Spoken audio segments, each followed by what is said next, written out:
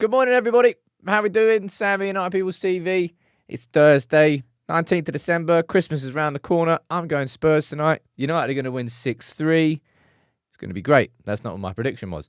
I'll run through, of course, everything to do with the Spurs game a little bit later in today's show. Going to run through my starting 11 from yesterday. And also, lo and behold, we're going to be speaking about Marcus Rashford again today. More comments from Amorim in his embargoed part of the press conference. Of course, the press conference is split into two. Second part comes out at 10:30. That happened last night. He spoke about Garnacho and his reaction and how happy he is while he's upset. That's the sort of reaction he wants. We're also going to be speaking through a couple more. I'm going to be focusing more on Amorim himself rather than the comments on Rashford. 6-3 would be nice tonight. I'll be totally honest. Anyway. And then we'll run through other news. We'll speak about potential clubs for Rashford and what the Telegraph and the Athletic are saying. Let me see who's here from the mod and the member gang. Say hello to everyone in the comments. And let's get on with the show. Pyro saying, I'm sick of talking about Rashford. Amorim is as well, by the way. You can definitely see that. Good morning to you, Carl. Takeoff, you're there. JC, good morning to you, dude. Josh, you're there as well. Better. And Alex, good morning to you, my friend. We've got Akash, JC. I've said hi twice. Look at that. Toby, you got Yusuf, Liam, Griffin, Seabomb, Damien, Abdallah, Captain, and Jonas. Good morning to everybody. Please do get involved. Please fire any comments, any questions, and I will try and interact with as many of you as I possibly can. Now, some news has just broken there that I want to have a quick little chat about.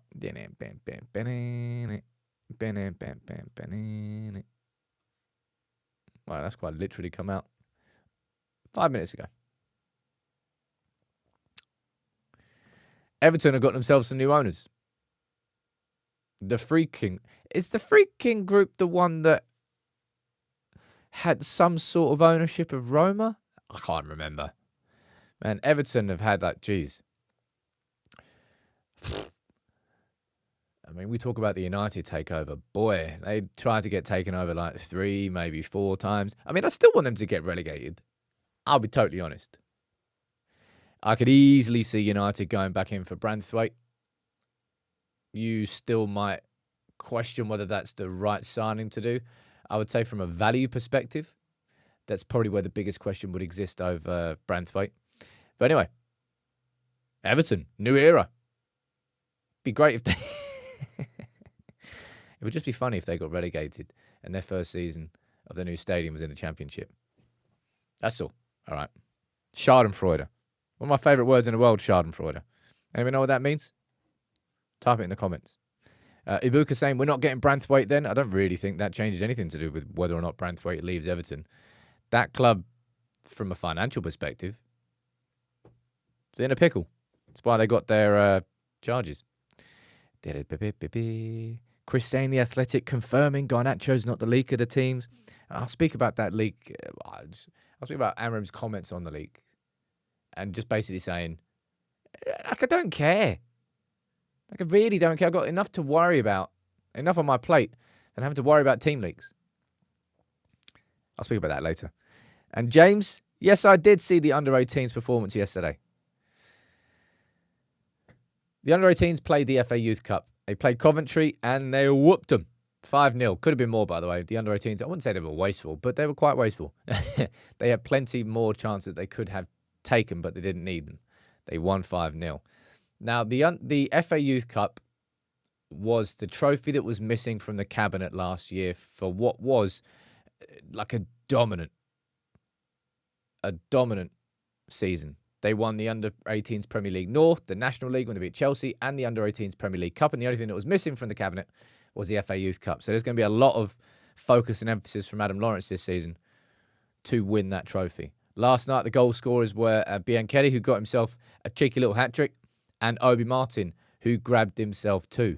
We have got some goal scorers at that level. That team is ridiculous when it comes to goal scoring. I've told you this a million times before.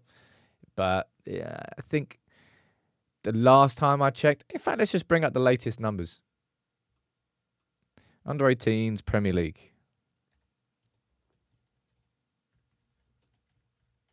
Last time, I swear it was like 46 goals and 4 conceded. My memory is 10 out of 10 sometimes. Only sometimes, though. I forget a lot of stuff that I should really remember, and then I don't remember the stuff that I should. Anyway, played 10, won 10, scored 46 goals, and conceded 4. Ridiculous. Good said there with an interesting comment, saying it's crazy how dominant our under 18s are, yet I've heard Amorim twice say we need to improve our academy. It's kind of a fair point to comment, but the quality of the academy isn't just in the under 18s. Of course, it goes deeper. It goes to the younger teams too. But the under 21s, and I've always thought this for a long time, and I don't particularly think it's just a fault of Travis Binion and the players who were in the under 21s. Under 21s football is light years away from first team football. So I think the thing that needs to be improved is the gap between under 18s, because clearly the team's flying right now. The setup is good. What Nick Cox and Adam Lawrence have done there, fantastic. That jump up to the under 21s, I don't think is a big enough jump up to get players prepared for first team football. I think that's where the academy needs to be improved. And I think the main way to do that really is get better at loan spells, which I think is why we brought in. Didn't we get rid of the person who was in charge of loans? We were trying to get, is it Michael Appleton? Former United player. Academy player, wasn't he? I think he was. Anyway, I think we're trying to get a new loans manager in. I think that's where the academy system can be improved. Anthony saying, now, unpopular opinion, but maybe I don't think Wheatley will get into the men's team over being Kelly and Chiro Martin. Well, I said this last season. Up until like January time, if you were going to choose an under 18 striker that was going to get an opportunity with the first team, you would have said Bianchetti. But then Wheatley had a massive sort of surge in the last few months of the season, and he got the nod. I still think that I would put Bianchetti ahead of him as well. That's just a personal opinion. Gotta man, how you doing, dude? Gifting 5 memberships down there. PB, Firebug Clips, V, Odie, you're a grass apparently. It says Odie Grass, as you know. And Red Jedi have all been gifted a membership. Someone up there, Ian, I think you said it. Schadenfreude indeed. The joy you experience from others' misfortune. It's one of my favourite words, man. Schadenfreude. Had a bit of Schadenfreude last night until Crystal Palace collapsed against Arsenal as well. What you doing, lads? What you doing? Anyway, let's talk about the main man. Let's talk about Amorim. And I did my video yesterday. I know it must really come across, if anybody was to come across the channel now and to watch some of the videos, I'm just some sort of mega fanboy of Amorim. But he has handled himself so well, I think, since the very beginning. And there's been a massive level of consistency to his messaging and his persona coming into the job, before the job, the early days of the job, when there's been frustrating results, when we've lost, and even when we've won. I think there's a level to the consistency in the messaging that comes across. And James Ducker for the Telegraph sort of published this morning, sort of how much has happened in the first 40 days, from Ruud van Nistelrooy going to the fan protest that happened, Jim Ratcliffe doing that interview, Dan Ashworth, the sporting director, unexpectedly being sacked, then him dropping Rashford and Garnacho, then Rashford's interview, team leaks. I wouldn't really say the Mason Mount latest setback. That's just like another injury problem. That's kind of part and parcel of just being a football manager. But Amorim has had to deal with a lot in his first 40 days. Yeah, I'm still a fanboy. But I'm liking what I'm seeing. Being a Manchester United manager isn't just about having a great tactical setup. Being a successful, by the way, Manchester United manager isn't just about being able to control the press, being able to manage players properly, being able to manage relationships. It's all of it. If you have a weakness in your management style at Man United, the club will expose it over time. You've kind of got to be, you get like complete players who don't particularly have weaknesses anyway. Feel like that's what United need as a manager, which is kind of like trying to find a unicorn. And I spoke about how his approach to the Rashford situation wasn't to throw Rashford under the bus. It was to say, well, of course he wants, well, the biggest challenge right now in the world is taking Manchester United back to the top. The door is still open. Now, Rashford's been left out of the squad to face Spurs, just like he was against City. Garnacho's back in the squad. I don't know whether this is going to be Rashford being frozen out now until the new year, or whether this is just, let's just draw a line under it this week and maybe approach it next week. I don't know. But just the way he's carried himself here, and like, I saw somebody yesterday, I wish I thought this myself, because it's a top tier comment. Everyone's saying that Amorim is press resistant. Because I really value awareness. I think if you've got awareness in life, it really, really helps you. The reason I'm saying that is Amorim here. He's aware that if he gives too much to the press, it's going to be the main headline. He's also aware if he doesn't say anything, then they're going to use that same situation, but from the flip reverse, to try and dig him out, saying his standards aren't high enough. And he's got the awareness of the two extremes. He knows what the press will do or say if he goes too far one side. Now, you might say, well, you can't really think too much about what other people will think about you. Otherwise, you'll kind of lose focus of what you are or who you are. But you have to be able to manage that as United's head coach. And I think that I just like that comment there. And then another little one here. Again, you know, when the comment from Amorim came out that he was talking about how the way that players dress, and then you saw I could pull up the tweet here straight away. Immediately, Samuel Luckhurst putting out a tweet saying that, he's talking about the way he dresses, and links it straight to Rashford and sort of putting words in his mouth. Like he's trying to say that he doesn't like how Rashford dresses. And he's like, I was just making a point, man. Like, why are you taking that somewhere else? I'm talking about how they dress or, you know, what they eat, but I don't know what they eat. I'm not looking at their plate. So he's trying to... The press want him to say stuff because it will give them the narrative that will sell their newspapers. But Amorim's taken that away from them and actually more controlling what the press can do. And that is such a vital aspect. Now, as he spends more time in United, we saw it at the start there with Erik ten Hag. When he walked in, he shook everyone's hands and everyone was nicely nice with him. And they quickly turned.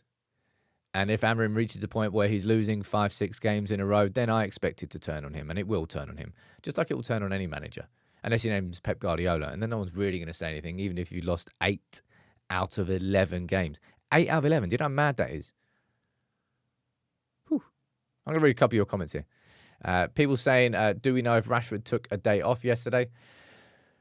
Amorim said that Rashford was sick for training, I believe, on the was it on the Monday? And then Tuesday was a day off, or he was at least partly sick. I don't quite know. But remember that Rashford, after the Belfast situation, I think he called in sick to training the next day when, well, we know that he wasn't sick. Dan saying, I think Rashford has seen we finally have a manager who sees through the bullshit and won't get away with giving the bare minimum anymore. I think that same sentence applies to every single one of these players.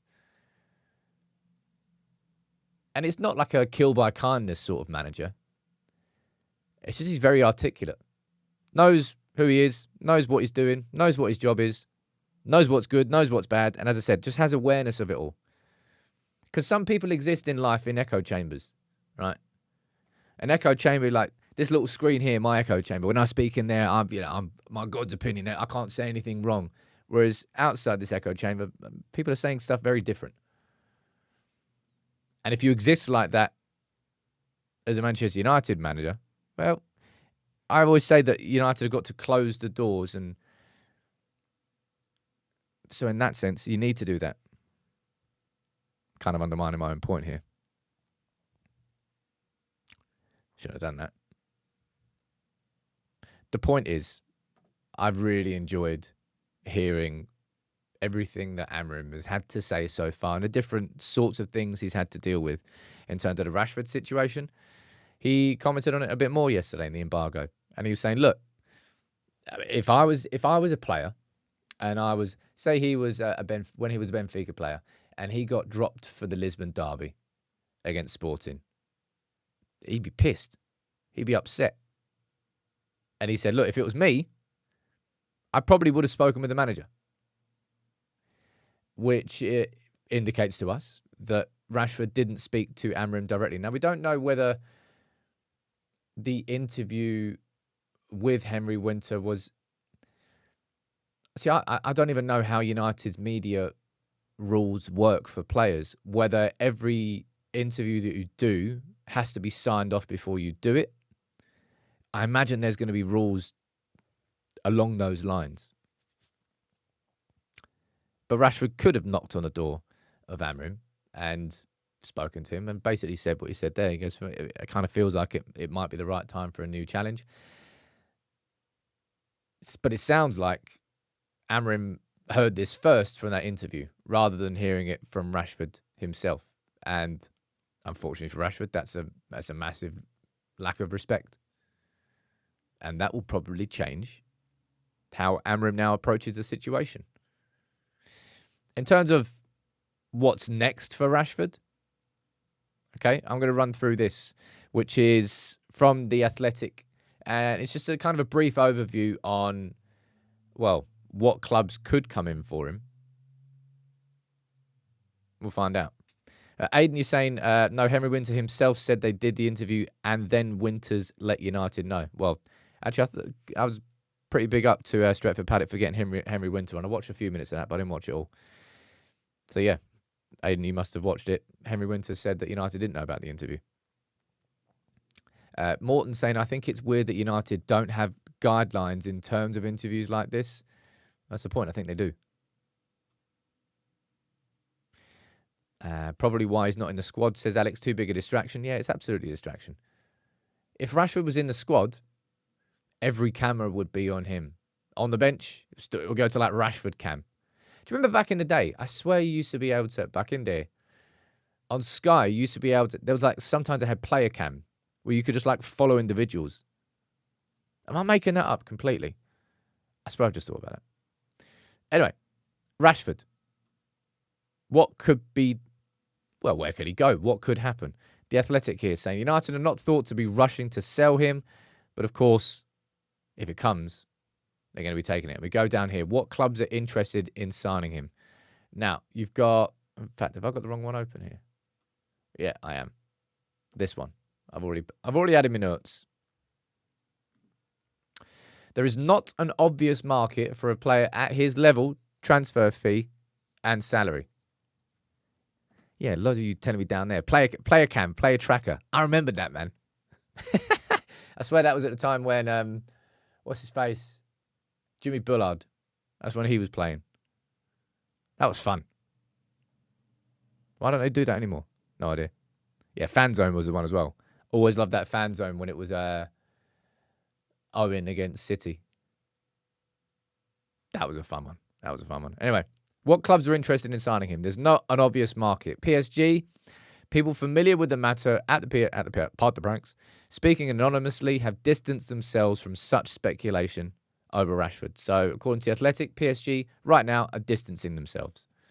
Barcelona, and I've already spoken about this. I kind of got it a little bit wrong. I was speaking about how they haven't been able to register Dani Olmo, but it's Dani Olmo for the second half of the season. So it must just be in La Liga that they do it. I don't know. They do it again after the January window? No idea. Either way, they're currently struggling to register Dani Olmo.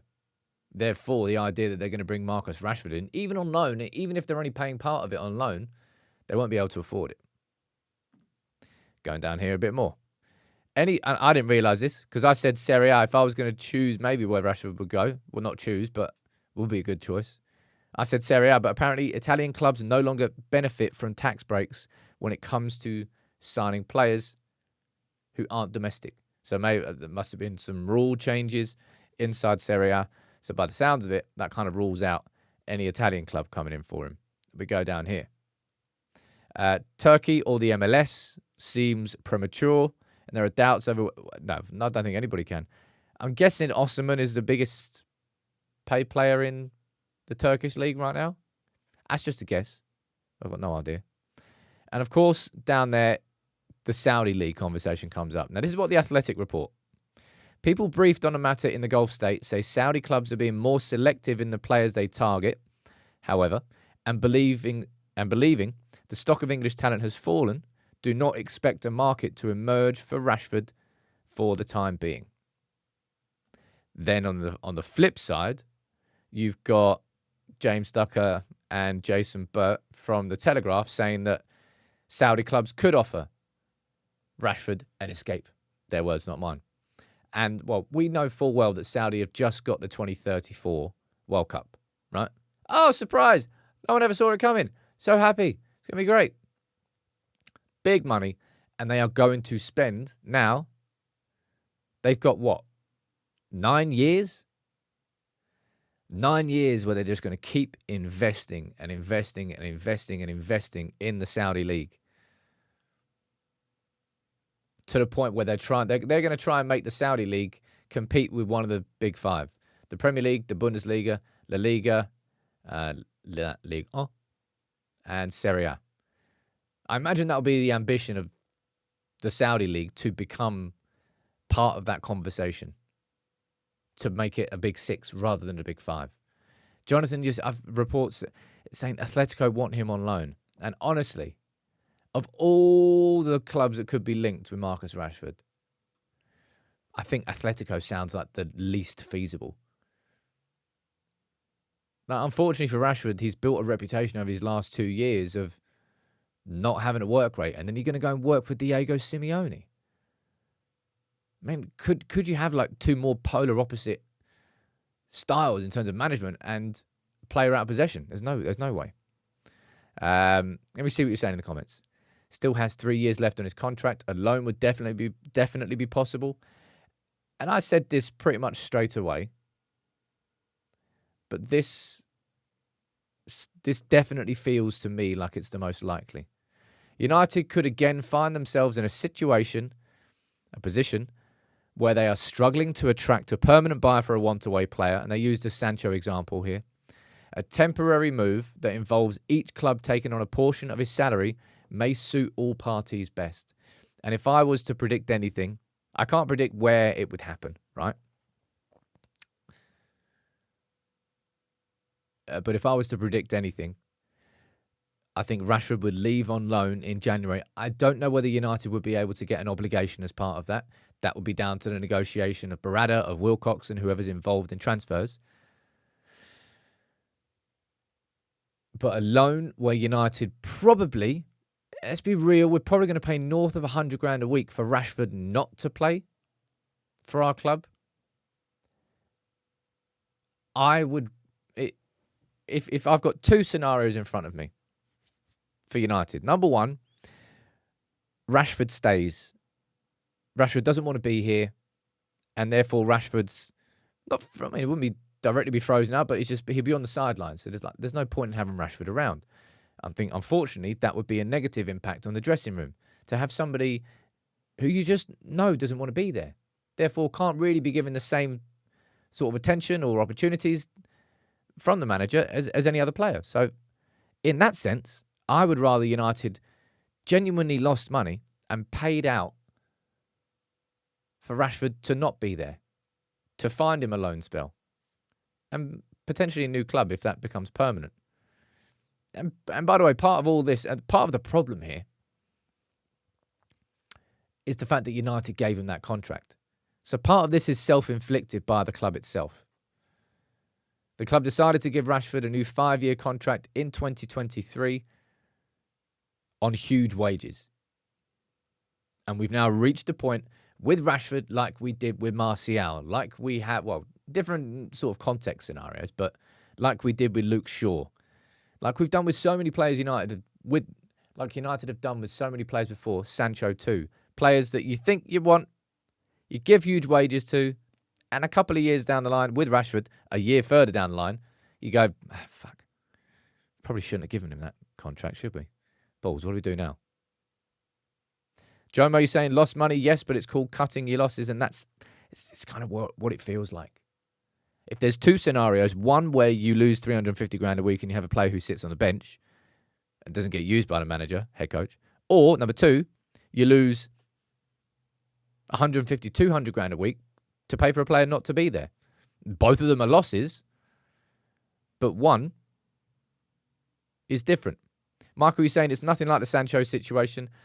The only reason I'm not comparing it to the Sancho situation. I'm saying United are in a position where there is a player now who will not work. I'm not saying he will not work with the manager. That's where it is different. Like Ten Hag and Sancho just wanted to headbutt each other. Rashford, it feels like he's lost the drive that is required of the head coach. Therefore, you have a player that isn't going to be in the head coach's plans. Why would it be? Lots of you are speaking down here about different players. Ademola Lookman, Nico Williams, Kvaratskhelia, Rafael Leao. Anybody mentioning Rafael Leao as an option? My word. But I don't really think there's much point talking about a replacement for Rashford. Because I doubt we're getting one. We're definitely not getting one in January. The only question is, can we find a loan spell for Rashford in January? And then in the summer, that's when it happens. See, it's not literally the same situation. Sancho, again, the word literally is so misused. Sancho called his manager a liar in a statement and was dropped and frozen out from any first team training for months. So, Rashford's not done that. Yeah, on paper, Kvaratskhelia would. I mean, if you were playing Football Manager, he'd be your number one choice. And the reason he would definitely be the number one choice is A, he's mint, but B, he's that proper inside forward. Can absolutely power on the outside, but is really gifted at coming on the inside too. Giggity. And that's really important. So there's no point in speaking about Rashford replacements and just talking about loads of wingers. That's exactly why he didn't fit the system. You need someone like Ahmad who really can come inside and go on the outside if he needs to. But yeah. What about mutual termination? Come on, man. I know that we can all say this from the club's perspective. A mutual termination would be good, but we know full well that that's not going to happen. Well, they're saying that. Didn't United do the mutual termination with Ronaldo? I can't remember off the top of my head how much that cost, how many years Ronaldo had left on his contract. But I believe that United could argue there was some form of breach of contract with the interview with Piers Morgan. And I think it was a mutual termination, but I don't know how long he had left on it. Yeah. I might have to look at that because maybe the Ronaldo situation has maybe slightly more parallels than the Sancho one. But I think there was a mutual termination there, but I'm not sure how much it cost. Varun, I'm going through this exact same situation in Football Manager 24 right now. There you go. Abdul, you're saying that Ronaldo had 6 months left. I can't remember how long he had left, but I know Rashford's got a lot more. Right? He's got a contract until 2028. Anyway, it's enough about Rashford. We'll be speaking about him plenty. Let's speak about a player who's actually going to play tonight. And maybe start. Garnacho. Again, we're talking about how much I'm enjoying Amorim's response to this whole situation.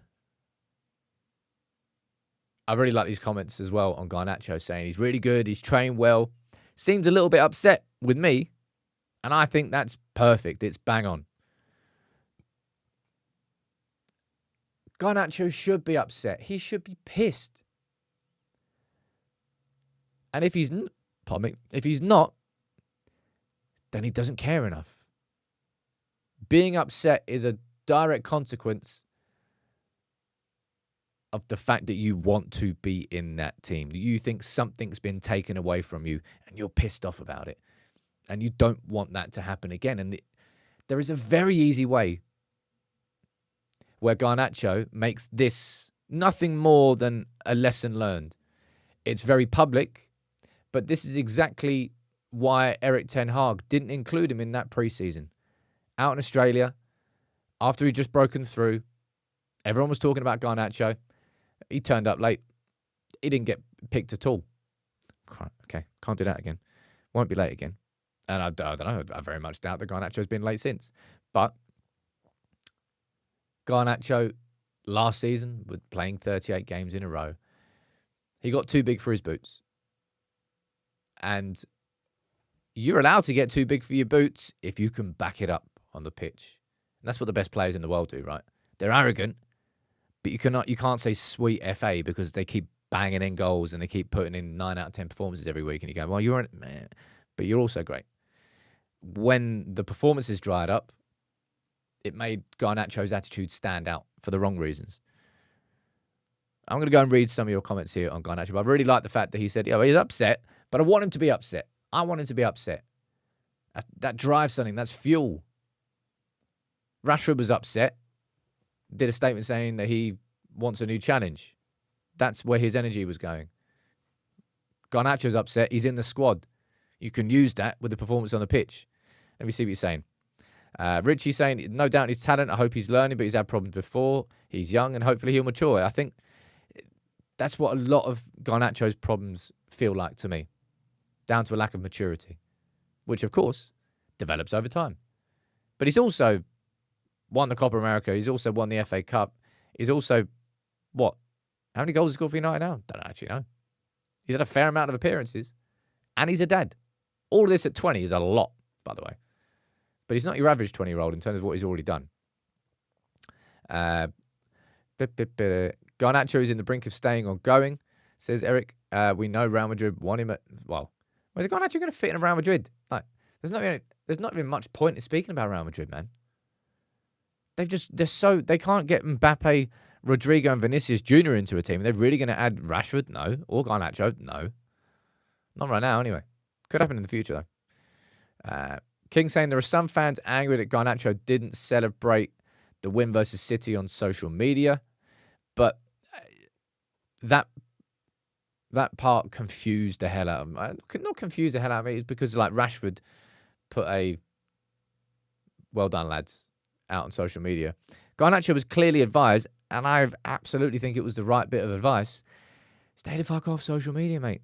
Don't pick your phone up for like the next few days.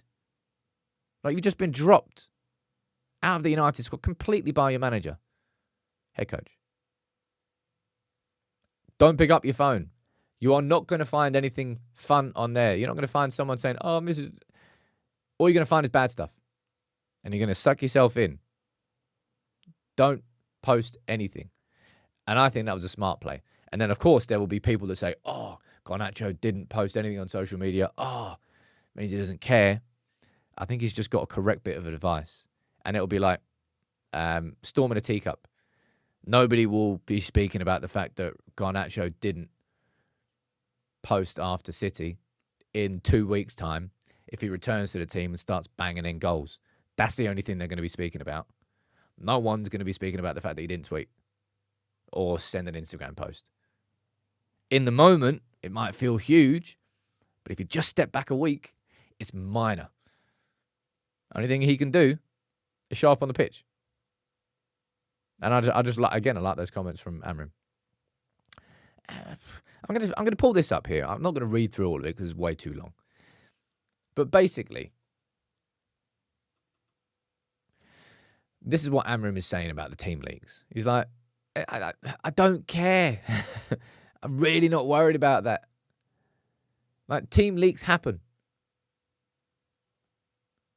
Team leaks have happened at Manchester United for a decade. Probably longer. And I don't know whether this is an exclusively United problem. I doubt it is. Imagine it happens at every club. It's just that there's more spotlight on United, so you hear about it more. But I'm exactly the same as Ruben Amorim. I've said this now for like the last 2 weeks. Like, people, there is enough drama at our football club to even give one iota or a shit about team leaks. And it's exactly what Amorim is saying. There's no doubt they'll be doing some investigations. Oh, Garnacho's not guilty. Oh, this person. Oh, that person. It's all just conspiracy theories. Fact of the matter is, United is such a big club. Even if you think you stopped the leak, you probably won't. There's going to be somebody else. I don't know, the bin man pulled out a piece of, I don't know, the chef in the kitchen. A cleaner. I don't know. There's too many people involved in United. And families as well. I honestly do think that when it comes to team leaks, I'll run through my starting 11 prediction now. When it comes to team leaks, I don't think it's like a player maliciously running to Sam Luckhurst and going, oh, I'm in the team or I'm not in the team. I think it's probably just naivety. I think it's players telling family members who might tell a friend, and it's like you don't know where the Chinese whispers start. Right? I don't think you will ever be able to stop the leaks. It is what it is. It's part of football. Anyway, let's run through the game tonight. I imagine the pay is very good for the leaks, says Janko. I don't know. I mean, it certainly undermines United. Well, it undermines Amorim. I love to. I mean, it will be cool as hell to see. So this, okay, I'm going to speak about the leaks for like one more minute. I don't think you'll be able to stop the leaks from source. But if you put on such a deterrent with the newspapers, by genuinely just ban it, like Samuel Luckhurst had the City team a full day before the game. Honestly, if you ban that journalist for a month, it'll be excessive. They'll write some mad stuff. They'll get angry about it. But if you ban the newspapers, you would make them shit themselves and think twice before publishing a leaked 11. But it doesn't have to come out in a newspaper anymore. It can just go on a Twitter account. So that's what I mean. Like, even if you were to stop the newspapers, you wouldn't stop the leaks because the deterrent would then move away from papers to someone on social media. It's part of modern football. Leaks existed beforehand, and it's impossible to stop now. I think, even as I said, even if you deter the newspapers, it will go somewhere else. Somebody who won't be playing tonight is Mason Mount. And this is what Ruben Amorim said about him. He said he's really sad. And I've got so much sympathy for Mason Mount in the exact same way as I had sympathy for Luke Shaw. And you all know my position on Luke Shaw now. Even before a ball was kicked this season, this was his last season in a Manchester United shirt. Unfortunately for Mason Mount, it's very much looking like he is going to be a midfield version of Luke Shaw.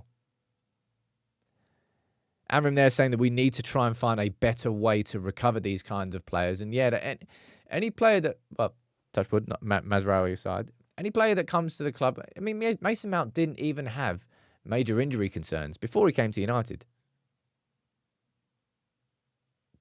And then all of a sudden he's injured all the time. It's just like, really? Yeah. Mason Mount, I feel for him, man. I don't doubt that he's working and grafting. But simply put, right now, his body is not capable of doing what his mind wants it to do. And United, if you step back and you remove any empathy, you have to say Manchester United need to move on, because the longer you do this and the longer you try, you're going to have to pull the plug at some point. Yeah, mate, Wes, as I said, I've got so much sympathy for Mason Mount because I don't think this is through a lack of trying. I don't think this is through a lack of desire or anything to do with that. It's just his body is just saying no every time that he's pushing it. Sad as it is. Now, I'm going to run through what my starting 11 was, all right? And it was this. You can let me know in the comments below. And I'm going to put this down as the poll for the last, 15 minutes of the show. Result tonight. I think I've already done this, but I'll do it again. See if your minds have changed. Result tonight. Spurs win. Draw. United win. Bam. This was my start 11 prediction, all right? I kept Martinez in and I kept Maguire in. I put Yoro in for De Ligt as the right-sided centre-back. I put Mazraoui on the bench and I put Dalot in as the right wing-back. I put Malacia then over on the left-hand side. Now, you could play Anthony there on the right, but Amorim has already kind of said that, Anthony's learning, but he needs to obviously learn more about defending. And I'm not sure whether this game to start him for the first time at right wing back against Son and against Spurs, who are going to have, is going to be intense and aggressive. I don't know whether that's the actual game to start him in as a right wing back for the first time. Just an opinion. So Dalot and Malacia, I've gone for Ugarte and Mainu in midfield. I think Ugarte is never really going to be too much of a problem when it comes to fitness. And Mainu was probably better than I gave him credit for because I wasn't really watching the game properly. But he did look a little bit lighter on his feet. That's what I say. John saying no Bayindir in goal for the League Cup. I mean, is there any point in having a conversation about Bayindir? He's going to be leaving. He's too, as in his eyes, he's too sort of good to be the second choice at United. And the front three, I've gone for Bruno and Garnacho and Højlund, right? I brought Bruno further up the pitch, which is where, of course, he played after Mount went off, and Garnacho. Now, what changes do you think could happen to that starting 11? I mean, Garnacho might not start, and if Garnacho doesn't start, who else would you start there? I've got Ahmad on the bench, and I've got Mazraoui on the bench. You might say that's crazy because they're probably our two best players right now. But I'm looking at this from a game management perspective. If I had to, gun to my head, I had to choose that United are going to win one of the next two games against Spurs in the League Cup or against Bournemouth in the Premier League. I'm choosing Bournemouth all day long. And given how intense that City game was, I would put Ahmad on the bench and I would put Mazraoui on the bench and I wouldn't risk them. They'd probably be fine to play. They'd probably be fine to start. But this game's going to be a million miles an hour. A million miles an hour. Ross, you're saying I'd start Casemiro and move Mainu further upfield. So in that sense, you could see... I'll be interested to see whether Mainu does get the opportunity, by the way, to play there. I'll be worried about this game's pace for Casemiro, if I'm being honest. I'd put that down as a potential 11. I wouldn't be offended by that 11, by the way. Mainu playing further up. Mainu is not a number 6. It never has been a number 6. Has number 6 qualities, sure, but not a number 6. He's great with the ball at his feet. He's great as the linker. Chris, you're saying Mainu needs a rest, and does he? Or does Mainu need minutes? I wouldn't be afraid to start Mainu in this game. Abdul saying Eriksen can also play as an inside forward. Eriksen hasn't played a minute since he played against Ipswich. I don't know. I've no idea what the starting 11 is going to be. All right. Let me one second. Let me just quickly check my leak. Oh, yeah. Looks like I've got the starting 11 wrong there. It's me. I'm the leak. Should just claim that. Mr. Anderson saying Casemiro is way too slow for that game. That's kind of what I think. I'll go back to what my 11 was. But we'll find out. Now, get your predictions in the comments, ladies and gents. What do you think is going to happen? Simmy Skimmy saying, you think the Mainu can play number 6? Mainu can play the number 6. I'm not saying he can't. I don't want him to. You know, the same way I say, Bruno can play deeper, but I don't want him that far away from the goal. Mainu could play the number 6 role doesn't really exist in United anymore. The number 6 role is when we played with one number 6 and two number 8s. We've got two central midfielders now, and they pivot off each other. One plays it's kind of staggered. One plays a little bit deeper, one plays a little bit further forward, and sometimes it changes. What's your predictions? Get them in the comments. John, you're going for a 2-1 win. What's happened to Toby Collier? He's been injured, but I'm pretty sure that he is think he's fit now. I don't know. I think tonight could be a game where we really need Euro. Those spaces in the channels, Martinez won't be able to cover those. So Malacia is going to have a blinding game because that left-hand side there, if we're talking about where Spurs are going to be dangerous, it's down that side. So if Garnacho plays, Garnacho's really going to have to track back. He's going to have to put a shift in tonight because that's where Kulusevski plays, and that's their danger man right now. But on the other hand, you've got Son on the other side. Maybe you'll see Euro play left centre-back as a consequence to go up against Kulusevski. Not sure. Yeah, can someone tell me? I should probably have checked this, but I didn't. Is it penalties at full time if it's a draw? Or is it extra time at this stage in the League Cup? I can't remember. 2-2 says Vincent. 3-2 says Alex. To United. 4-1 says Josh. 3-2 says Lone Wolf and Carl. Some of you have been listening to my prediction because that's my prediction. Daz, you're saying it as well. Reddit, you're saying as well. 2-1 win. 4-3 win. The poll is saying 78% of you saying United win. You're brave. I think tonight's going to be a madness. My prediction is 3-2 to United. One of two things. Either 3-2 to United or 0-0 when he goes to penalties.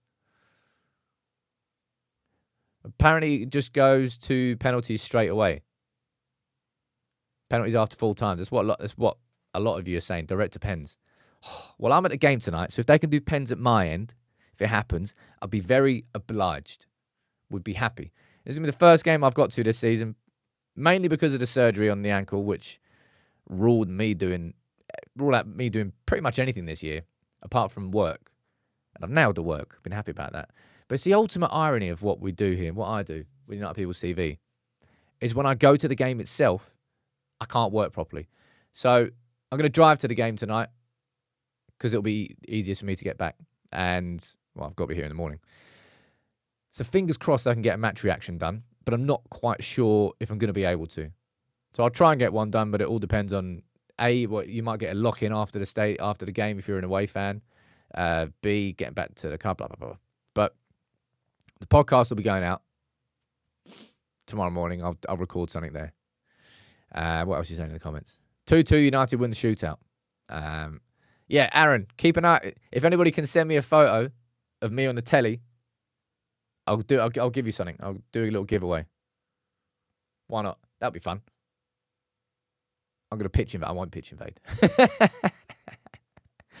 Yeah, the intention is to do it back in the car. That's kind of partly why I'm driving, because it'll give me actual space. But my prediction is 3-2 tonight. I don't know what to expect. But I hope Garnacho starts, and I hope we see the response. I think Amorim's handled this week really well. After the City 2-1 win, it should have been speaking about football all week, but instead, it's all been about Rashford and Garnacho. Mainly Rashford. I'll run through it a little bit later on, maybe with a match reaction, maybe tomorrow morning, not quite sure. Thank you all for tuning in. Please do drop a like on the video. And yeah, I'll see you from the game later. Maybe I'll just do a little live beforehand. We'll see. If not, take it easy.